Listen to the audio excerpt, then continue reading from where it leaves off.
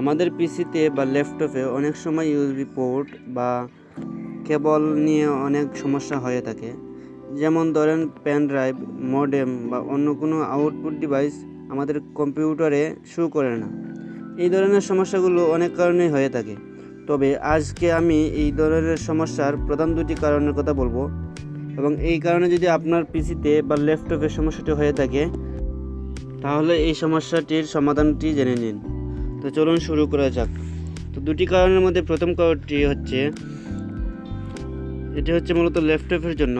আপনার ল্যাপটপ যদি চার্জে থাকে তখন আপনার ল্যাপটপের পাওয়ার সাপ্লাই লাইনের কারণে এটিও হতে পারে।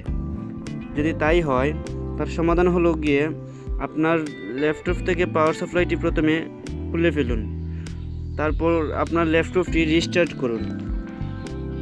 যদি আপনার ল্যাপটপের রিস্টার্টের কাজ হয়ে যায়, পরে আপনি মডেম বা পেন ড্রাইভ বা অন্য কোনো ইউএসবি কেবল লাগিয়ে দেখতে পারেন। আশা করি সমস্যাটির সমাধান হয়ে যাওয়ার কথা, কারণ এরকম আমারও হয়েছিল। তো এভাবেই আমি সমাধান পেয়েছি। তো তারপর আপনি যদি আবার পাওয়ার সাপ্লাই লাইনটি লাগিয়ে দিন, কোনো সমস্যা হবে না। দ্বিতীয় কারণটি হচ্ছে গিয়ে আপনার কম্পিউটারে বা ল্যাপটপে যদি ইউএসবি পোর্ট ডিসেবল হয়ে থাকে, তখন এই অবস্থায় আপনার কম্পিউটারে ইউএসবি পোর্ট বা কেবল শো করবে না। তো কীভাবে এই ডিসেবল করা পোর্ট ইউএসবি পোর্টকে ইনেবল করতে হয়, তো চলুন দেখে নিই। তো প্রথমে আপনি মাই কম্পিউটারে বা আপনার পিসিতে ঢুকবেন। ঢোকার পর এখানে দিস পিসিতে রাইট বাটন ক্লিক করার পর এখানে ম্যানেজ লেখাটিতে ক্লিক করবেন। ম্যানেজ লেখাতে ক্লিক করলে দেখতে পাবেন অনেকগুলো অপশন দেখাচ্ছে। এই যে দেখুন অনেক অপশন।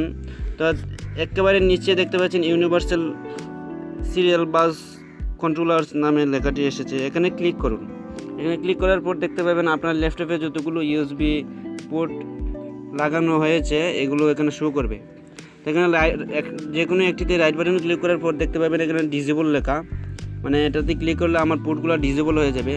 তো আপনার যদি এই সমস্যাটি হয়ে থাকে, এখানে অলরেডি ডিসেবল হয়ে থাকবে, আপনি এখানে ইনেবল লেখা পাবেন।